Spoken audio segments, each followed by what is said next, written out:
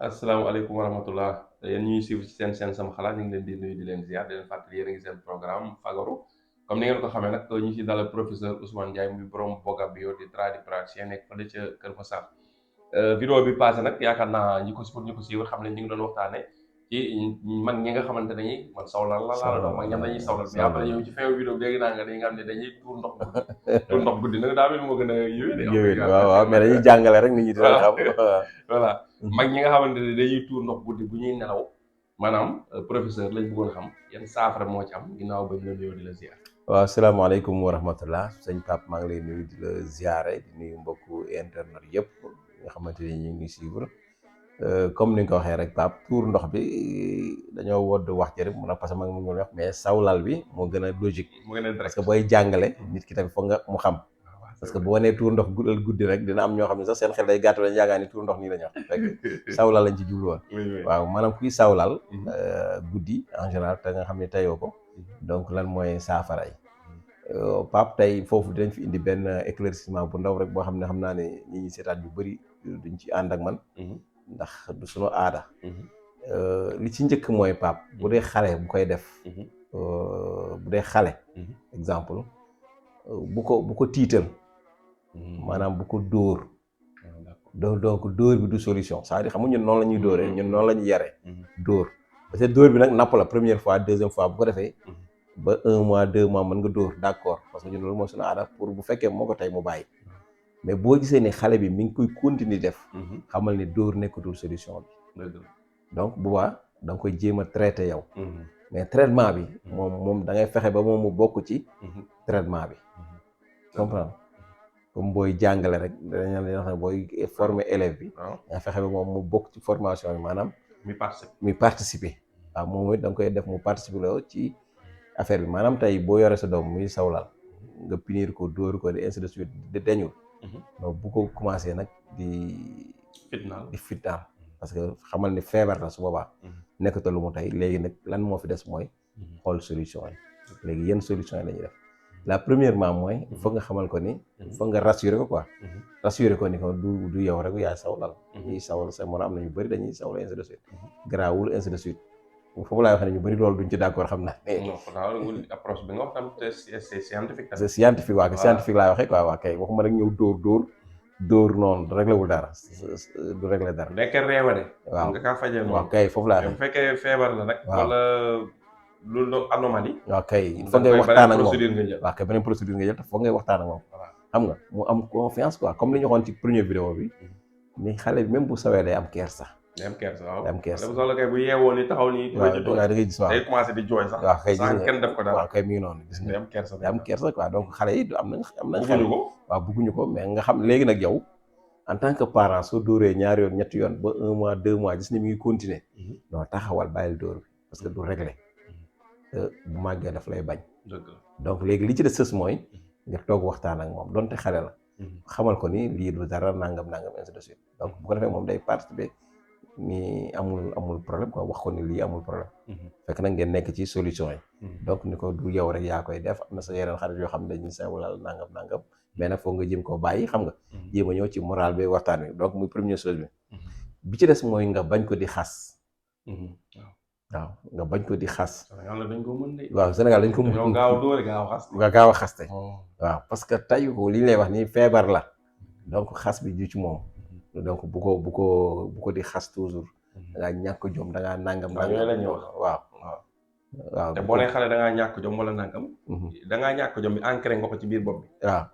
après mën na dem ma ñàkk jom fekk yow yaa ko ñàkk noo ko jàngal non c'est que xam nga loolu laay wax sama soxna toujours parfois même ñu dama leen wax ni Sénégal mënuñoo yar boobu bu ma nee Sénégal nu ñu baal ma rek mais 90% majorité bi quoi la ñuy wax ñu ñëpp parce que tey damay faral di wax ni gis nga xale bu nekkee xale nga ni kii damaa të wala kii tëna rek déjà tëna la yow même bu la tëwee waroo ko wax mu koy dégg ci noppam waaw da ngay tëytalu léegi da nga maa të day waree ni daawa të wala kii de tëna jeex na parce que yaa ni kër de tëna kay day të donc loolu lay demee bu ko defee tamit ci yar boobu wàll pap même parfois man dama koy wax sama doom yi su ma nit woowee téléphone dama naa leen nee ko damaa jàpp bu fekkee mooy sama course wala dara c'est-à-dire bu leen fenloo bu leen jàngal fen c'est très important bu leen jàngal fen mais xam nga kii yor bëccëg ñëw di seet sa yaay nga ni la an sa yaay nga ne ko damaa génn te yaa ngi ci biir yaa ngi koy jàngal fen déjà. bien c'est formation la.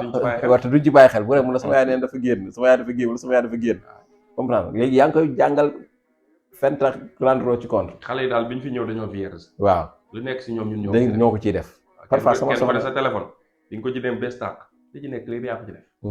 sa doom dem noonu. dem na soxna si loolu la yenn saa yi bu na xale yi ni ko noppil boo noppee naa la jënd tàng loolu naa nga ma ne ko gis nga bu noppee nag na ko jëndal ko tàngal wala c'est-à-dire li nga ko wax su noppi defal ko loolu. c'est-à-dire formation bi foofu lay jógee mais boo ko naxee rek. ba léegi mu yaakaar ni nax parce que xale xamul nax c'est très important quoi bu ko defee nag bu xale bi nga xam day sawlal bu ko di xas. bu ko di xas bàyyi ko toujours di waxtaan ak moom. donc loolu la ciy baax. bu ko punir. maanaam di ko punir ko mu di ko toogal fee nangam wala tey doo ndékki. ba pare ngaa sawlal doo ndékki nangam. yooyu yëpp bu ko ci def.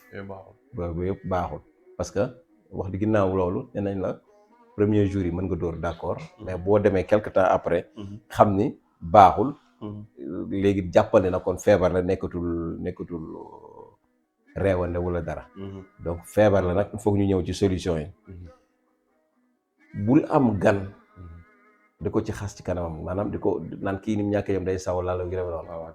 di ko toroxal waa kay toroxal surtout nga am gan da ko ci wax bu ko def comme la doonte xale la. bu ko def parce que moom it day jàpp. donc yooyu dañ koy éviter Pape.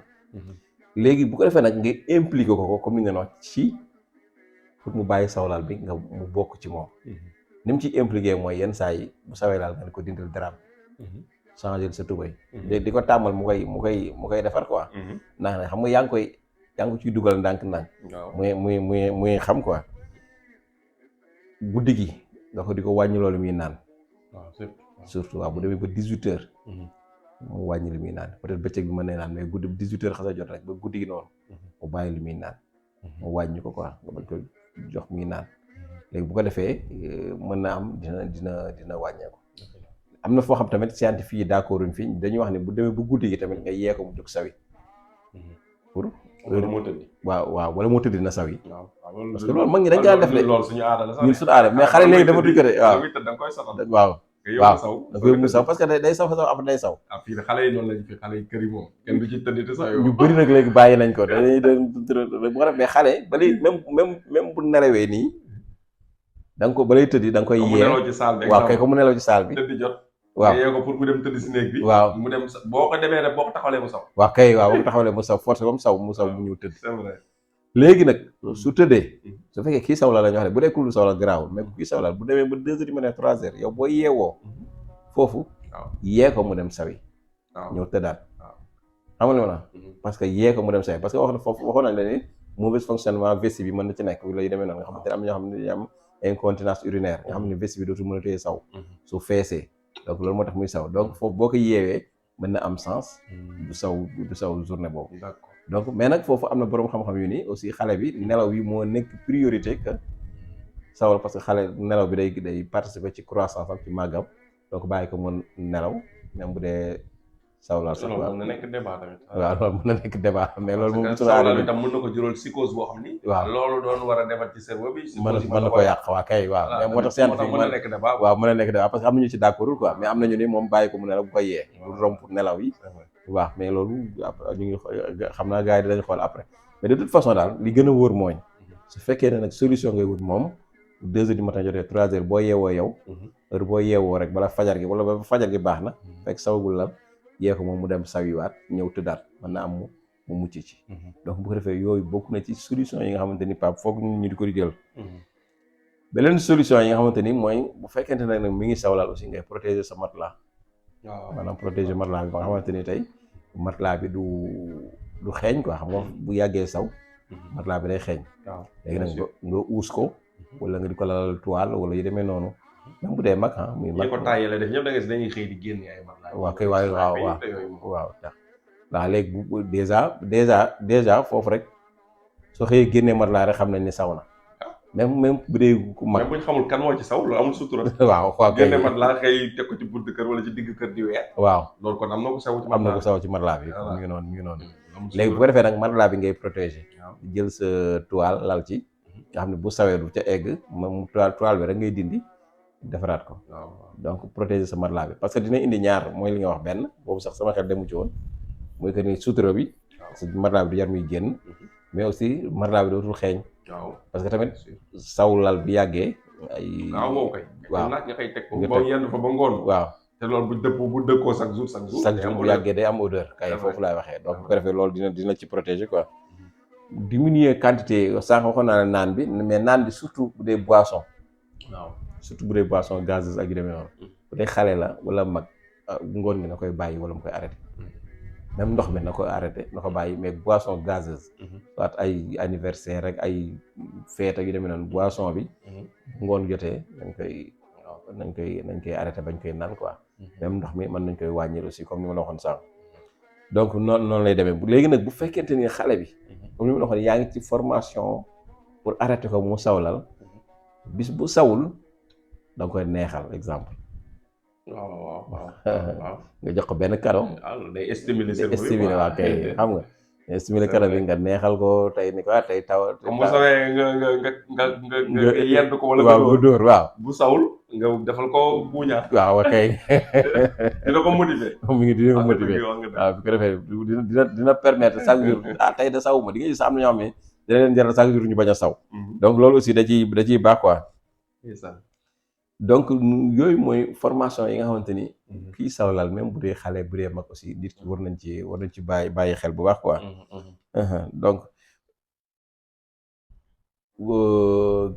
ngoon gi.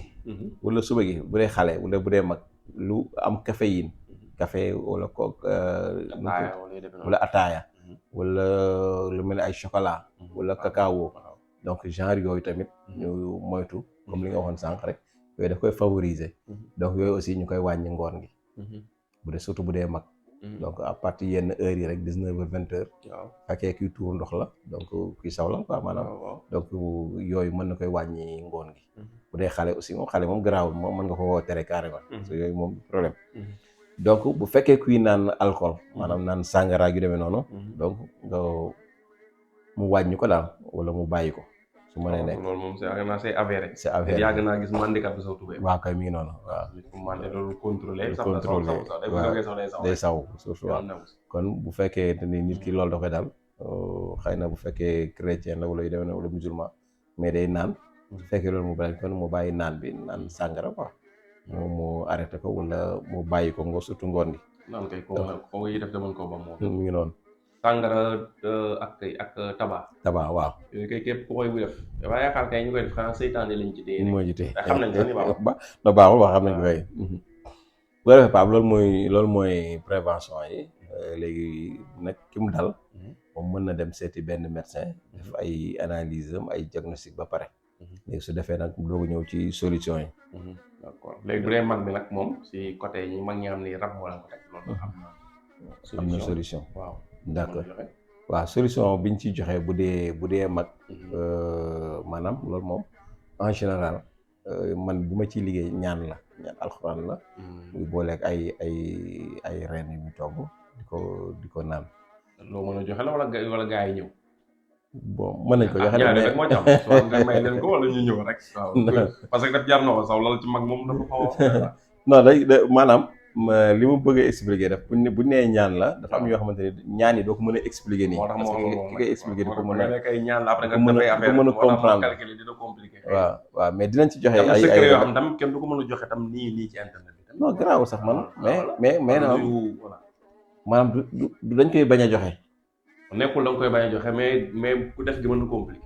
waaw ki nga koy wax da ko du comprendre boo ko bëggee na expliquer fii. xam nga nit ki jàng waaw kay xam nga li ma la wax foog nit ki jàng ngeen ko nangam ak nangam bi ne nangam ak nangam boole lii ak lii. kon nag xaaral kon mag muy sawlal. sa numéro mi ngi suuf vidéo bi nga ko jël woo na ñëw si. waaw loolu moom mën nañ waaw. léegi bu fekkee loolu la ñun loolu boobu lañ ci ëpp lu ñuy liggéey. léegi beneen bi aussi mooy bi nga xamante ni mën na nit ki mën na jël bu dee xale wala muy mag aussi mën na jël reenu déemu bukki. déemu bukki waaw defoon nañ ci vidéo. waaw reenu déemu bukki baax na ci kuy sawlal. maa ngi dégg sax ci TikTok bi ñu bëri di ko joxe mais boo bëggee mu gën a efficace dañ ciy boole reenu tol. tol. déemu bukki ak tol. ñaari reen yooyu ngay boole. di ko baxal di ko naan. donc mën na dem ba dindi ko quoi incha allah. d'accord. bu dee xale surtout. moom mën nga am naanaa. naanaa waaw. mag ñi sax naan wax ndoxu naanaa mais ndoxu naanaa yombul. mais bu amee naanaa bu bëri infusé ko. di ko naan tamit mën na dem ba bàyyi. ba dindi loolu quoi. d'accord donc mën na dindi loolu.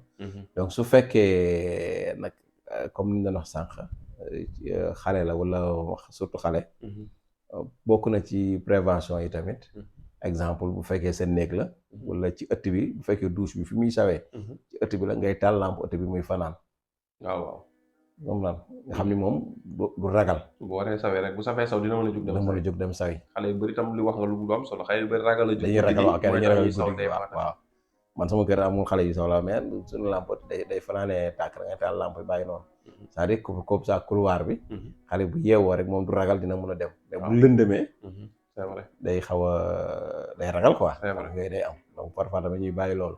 léegi même néeg bi bu fekkee seen néeg sax am na xale bu fi dëkk bu am 5 ans 6 ans bu fi fanaan. mën nga taal lampe salle de bain bi bu amee salle de bain mën nga taal lampe salle de bain bi bàyyi mu fanaan. man sama néeg noonu laa def lampe salle de bain bi toujours da nga koy bàyyi muy tàkk. bu jógee saware da ngay gis day jóg dem saw yi ñëwaat daal te du am problème. parce que du ragal du xam mais xam nga mag sax parfois. su jógee gisul lampe du xam sax lampe fu ñu koy taalee. déjà te mu ciy nelaw te tëñëx donc loolu mën a nekk mais boo taalee lampe bi bu fanaan moom bu yeewoo rek day jóg dem sawi ñëw nga gis mu tëddaat. génne ci biti du lëndëm quoi. waaw kay waaw mi ngi noonu donc yooyu tamit ay sew la yoo xam ne. boo ko defee rek di ngay gis ni mën na wàññeeku bu baax a baax daal mën na wàññeeku bu baax a baax. su fekkee tamit kuy saw la mën na jël benn kuddu lem. waaw lem. mën na ko jël bala muy tëdd. avant muy coucher avant muy tëdd. mu jël benn kuddu lem naan ko tamit yàlla mën na koy saafara bu yàggee mën na ci am kii quoi. donc am na beneen boo xam ne nag moom c'est pas dégg naa mag ñi di ko wax mosuma ko essayé nag. waaw waaye am na ñu ni ma ay mag dégg naa ko benn yoon du ñaari yoon du ñetti yoon te ay mag wax nañ ko te am na ku ma mës ni defal na ko sëtam mu réussir. loolu nag laa ci mën waaye mënuma la nag ndax sa dëgg la wala lu dëgg. waaw essayé woo ko. waaw essayé woo ko xam leer na. léegi nag ku mu neex nag. mën nga ko essayé. mag ñi daan nañ ko wax te ndur na lu nekk dëgg. mooy que ne da ngay jël puubu ginaar. ginaaru ordinaire yi. waaw puub bu wow. waaw nga def ko ci kaas. waaw bàyyi ko ba mu kii. xaw a yàbbi. waaw nga naan. d'accord waaw parce que xam nga sawu ginaar kenn mosu koo gis defe naa. wala yomb déedéet ginaar du saw. jeex na dëgg li ginaar du si loolu bàyyi ma xel ginaar du saw rek. waaw loolu nag yooyu. te day naan te day naan waaw. comme cela veut dire que li mu war saw ci lekk ga lay ànd. waaw mag ñi daal wax nañ ko secret mag ñi la. wala dëgg ginaar du saw. waaw mais nag xam nga xam-xam ak science parfois. yam donc xam nga mosuma ko bàyyi xel. yam donc nii duñu saw de. yam donc am ci bëriwu ci saw. waaw mi ngi noonu mais nag li ma lay wax nii lu efficace dégg naa de parce que man ñu ma ko. ginaar bu wow. waaw wolof waaw. nga jël ko def ko ci kaasu ndox noonu. voilà waaw bàyyi ko ba mu xaw a yàbbi tuuti rek. nga naan kii ndox mu yàbbi nit ki naan ndox. ndox bañ a naanaale kii. waaw du ko naanaale waaw. xam naa ko koy jox xale bu koy naan tam da nga koy bi nga koy defar da nga koy def. mën nga ko nangu waaw seen xel mën na ko bañ a nangu. waaw léegi nag dafa am loo xam ne xel mën na ko bañ a nangu mais science mën na ko bañ a nangu mais fekk lu logique la. waaw bien sûr. waaw si lu bari si àdduna bi. waaw fi mu ne nii am na koo xamante ne boo waxee rek mi ngi lay déglu naan c'est pas hygiénique ak wóorul ak microbe ak nangam fekk mag ñi. non boo xoolee pour ma jox l'exemple bu concret sax kay. ñun ñi comme ni Sénégal gi ñi ngi lekk nii. mais ñi ngi lekk loo xam ne dafay jóge ci. ci puubu ginaar. waaw di jóge ci puubu xar di jóge ci puubu nag. waaw bari na ci boo ma leen lu tax man la. maa dem ko seetaan ko ne loolu mën a nekkee. ma ne ko parce que dañuy jël puubu ginaar yi engrais la biologique la engrais naturel la. ak puubu xar yeeg yooyu. dañ koy def ci tool yi. waaw ci gàncax yi. nga am sa toolu légume nga def ko ci. waaw fumier ginaar. comme lañ koy wax. bu duggee ci suuf si nëpp. comprendre nga gàncax gi dañ koy jël dañ koy lekk ñoom. parce que da leen day def croissance ci gàncax gi. après gàncax googu am ay fruits. ñun ñu jël fruits lekk ko. seulement dafa transformé wu avant ñu koy effectivement loolu la rek. voilà li ñu naan dara du sànq. lu nekk day soppeeku mel na ne. loolu la rek. soit yaa ngi koy lekk xam nga lekk ko wala nga lekk ko directement nga lekk ko indirectement waaw. dara du te boo demoon ci réewu ñag yi sax. ñun bëri na loo xam ne ñun duñ ko lekk te ñoom dañ koy lekk te dara nekku ci. waaw te dara nekku ci. waaw si ak chinois yi. waaw mi ngi noonu waaw. chinois yi dañuy lekk ay weñ. ay weñ ay yëpp sax lañuy lekk. waaw te dañ ne dafa riche en protéines. waaw mi ngi noonu. te yu su bëri araamul gunóor yu bëri araamul. da ciy diine l'islam araamul. mais ñun mais du suñu aada ñun ñu koy lekk quoi. ok loolu la. mi ngi noonu. naa ni araab yi dégg naa dañuy lekk njéeréer. waaw mi ngi noonu am dégg naa ko. ma gis naa ko xam ne moom sax da koy lekk bi lekk gerte xam nga gerte parfois day am sax. waaw gerte waaw. mais bu ci musaana egsi bu ko lekk daan yàpp wu amul yàq la rek kon du ko yàbbi quoi. non am na boo duggee ci internet da nga koy gis. ay si dëkku asiatique yi. waaw bëri ñoo xam ñoom yooyu dañ koy lekk dañ def riche en protéines. waaw kay bi noonu. seetaan naa benn documentaire boo xam dañ ko doon def ci lekk yooyu lekk maanaam ay alimentation alternative quoi. ay tubaab yi def ay recherche wane ni di am di àdduna bi dina fu muy egg foo xam ne. boo moytul gunóor yi ñoo ciy génnee nit ñi parce que lekk yaramu nit ñi li ñuy soxla. ci gunóor yeeg sax yeeg yooyu lay nekk. te boo moytul ñoom ñooy gën a disponible que yeneen lekk. effectivement loolu am nañu ko théoriser. voilà. effectivement nag ñun du suñu culture. suñu culture waaw loolu la rek. moo tax xamuñu ko. waaw xam nga tey ñun boo nekk dañuy lekk golo am na ñoo xam ne dañuy lekk golo. waaw am na ñoo xam ne dañuy lekk kaña. voilà ak kaña fii Sénégal. Sénégal sax am nañu koy lekk waaw. voilà yooyu yëpp dafa bëgg. jënax yi nekk si àll dañ ko am nañu waaw. voilà moom fii ak moom araam ak dagan daal mooy wax. mooy wax bu dee dagan na rek. li ci des sa xel nangu na ko wala nangu ko loolu mooy posé wu. incha allah xam naa tam bala ñuy tëj vidéo ci solution ñam dañuy tuur ndox. xam naa ñu ñëw tam ci couche yi ndax loolu tam am na loo ci mën a. parce que xam nga couche yi mu dee couche bu dee xale ba mu 10 ans sax mën na am couche. mais tam il paraît am na couche yu ñuy jaay pour mag tamit. waaw loolu tam dama koy dégg. waaw exemple. voilà pour mag ñam dañuy tuur ndox guddi léegi le temps que ñuy traité wu est-ce que duñu mën di utiliser ay couche pour bañ a di tuur ndox ci nag bi tamit à défaut ngay utiliser comme toile ak yooyu si kii si matelas bi nit ki mën na utiliser couche pour adulte tamit. effectivement.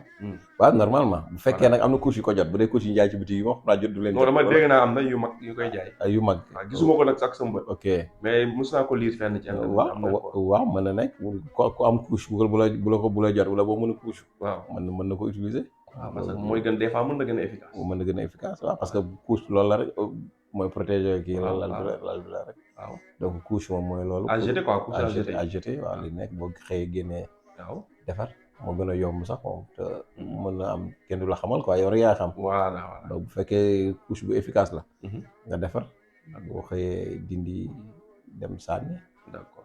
noonu la rek comme ñoom xam nañ ko surtout bu ñuy gis mbaax ak yooyu am na yu ñuy kii. waaw jigéen ñi waaw lingette yi quoi. waaw kon professeur xam naa boo amee loo ko bëgg a tëjee ñu tàggatoo. waaw ñu dellu rek di. plante de la semaine. waaw ñu dellu rek di nuyuwaat mbokku internet yëpp rek di leen wax ni feebar la boo xamante ni toujours ni ma ko waxee rek feebar moom benn neexu ci benn baaxu ci tamit. mais toujours da ngay jàpp ne nit ki moom lu ko dal rek ndogalu yàlla la xëy na dina ko mos a teggi. mais tamit day fekk nga sabablu. nekk sabablu mooy fexe noo fajoo. waaw boo fajoo rek yàlla mën na laa wan yoon. donc toujours moom sama concept la te dama ko gëm mooy li may wax ne yàlla wàcceewul feebar bi fu wér loolu moom lu ma gëm la man. waaw loolu moom lu man dama ko gëm. soit xam moo fi am ak ñàkk xam même bu dee 100 ans ci kanam ñun ñëpp ñu dee. ñeneen ñëwaat di nga gis ñu trouvé solution bi kon ñu ngi fi woon donc noonu rek la wasalaamaaleykum wa rahmatullah. waaleykum salaam wa rahmatullah.